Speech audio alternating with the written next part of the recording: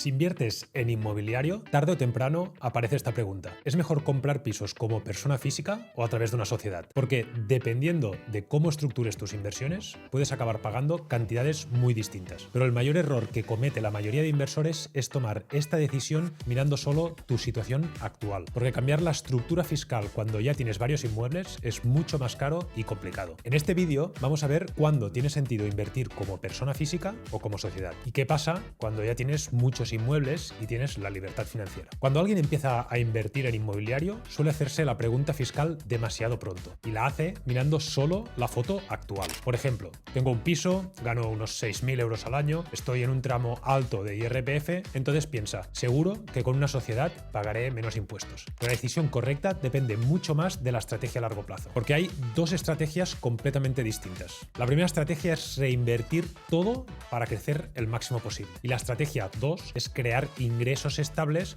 para vivir de ellos. Y fiscalmente, estas dos estrategias cambian completamente la decisión que debes tomar. Pero antes de entrar en números, hay algo importante que debemos desmontar. Porque si te dejas llevar por lo que se escucha en redes, seguramente construyas una estructura fiscal con unos costes que no tienen sentido y que además no te va a mejorar tu fiscalidad. Si consumes contenido sobre inversión inmobiliaria, lo habrás visto miles de veces. Todo el mundo habla de estructuras holding, sociedades patrimoniales, ingeniería fiscal y parece que si no tienes todo eso, has fracasado como inversor. Pero la realidad es muy distinta. La mayoría de inversores inmobiliarios en España tiene pocos inmuebles, viven de una nómina y generan ingresos moderados y su objetivo es vivir de esos alquileres algún día. Y en ese escenario, muchas veces la estructura más eficiente es simplemente invertir como persona física. Sin estructuras complejas, sin 3 sociedades y sin pagar miles de euros al año en asesoría y gestorías. Cuando compras como persona física y alquilas el piso como vivienda habitual del inquilino, ocurre algo muy importante. Existe una reducción desde el 50% sobre el beneficio del IRPF. Incluso puede llegar al 60, 70 y hasta el 90% de la bonificación en algunos casos puntuales. Esto cambia completamente el cálculo fiscal. ¿Cómo funciona? Si es la vivienda habitual de tu inquilino, ya sea el piso completo o una habitación, tienes una bonificación desde el 50%.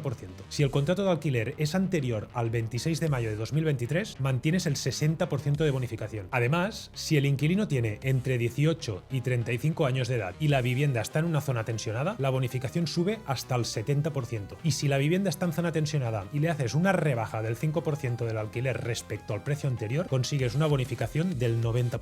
Veamos un ejemplo sencillo. Un piso genera de ingresos anuales 12.000 euros al año. Después de gastos, comunidad, IBI, seguros, mantenimiento, intereses hipotecarios, el beneficio final asciende a 8.000 euros. Aplicando la reducción del 50%, tributarías solo por 4.000 euros. Incluso si cumples los requisitos, puedes llegar a pagar solo por un beneficio de 800 euros. En el peor de los escenarios, dependiendo de tu tramo del IRPF, podrías pagar aproximadamente entre 800 y 1.800 euros al año. Es decir, una fiscalidad real entre el 10% en caso de que tengas una nómina baja o un máximo del 22,5% si ya tienes muchos ingresos de otras fuentes. Y te sitúas en el tramo de IRPF del 45%. Pero ahora viene la parte interesante. ¿Qué pasa cuando empiezas a crecer y ya tienes varios pisos en propiedad? Vamos a simplificar los números para que se entienda muy bien. Supongamos que cada piso genera 8.000 euros de beneficio anual. El escenario 1, un piso. Beneficio anual de 8.000 euros. Como persona física, tras la reducción del 50%, tributas por 4.000 euros. Impuesto aproximado, 1.000 euros. En cambio, por sociedad, 25% sobre el beneficio. Son 2.000 euros. En este caso, claramente, la persona física gana. Escenario 2, 5 pisos. El beneficio anual ascendería a 40.000 euros. Como persona física, la base tras la reducción son 20.000 euros. Dependiendo del tramo de IRPF, podrías pagar aproximadamente entre 4.000 y 9.000 euros al año. En cambio, como sociedad, 25% sobre el beneficio son 10.000 euros. En caso de que tengas otros ingresos y estés en el 45% de IRPF, prácticamente te quedarías igual, pagando unos 10.000 euros al año de impuestos. Pero en el caso de la sociedad, ese dinero sigue dentro de la empresa. Si quieres sacarlo, tendrás que pagar dividendos. Por lo tanto, a tu bolsillo llegará mucho menos. Vuelve a ganar la opción como persona física. Y escenario 3. Supongamos que tenemos 20 pisos. El beneficio anual serían 160.000 euros. Como persona física, aunque exista reducción, el tipo marginal ya está al 45%. Los impuestos a pagar serían de 36.000 euros. En cambio, como sociedad, 25% serían 40.000. Pero hay otra variable que cambia completamente el análisis y que casi nadie habla de esto. ¿Eres empleado o empresario? Esto cambia completamente la película y a continuación te explico por qué. Y es que hay un escenario en el que todo lo que hemos visto hasta ahora cambia cambia completamente. Y es cuando tu dinero no viene de una nómina, sino de una empresa. Es decir, cuando eres emprendedor, empresario o tienes una sociedad que genera beneficios. Porque en ese caso, el dinero que utilizas para invertir no ha pasado todavía por tu IRPF, para que llegue a tu bolsillo. Y aquí es donde aparece una diferencia enorme. Vamos a verlo con números muy sencillos. El primer escenario, inversor que vive de una nómina. Imaginemos una persona que quiere tener 5.000 euros netos al mes en su bolsillo. Para que en España te queden aproximadamente 5.000 euros netos, el coste salarial total suele estar cerca de 10.000 euros al mes. Es decir, la empresa genera 10.000 euros. Después de IRPF, cotizaciones, seguridad social, te llegan aproximadamente 5.000 euros netos a tu bolsillo. Ese es el dinero que puedes utilizar para invertir. Por lo tanto, 10.000 euros generados son 5.000 euros disponibles para invertir. La mitad del capital se ha quedado por el camino en impuestos. Escenario 2. Empresario que reinvierte desde su empresa. Ahora imaginemos un empresario cuya empresa genera 10.000 euros al mes de beneficio. Tiene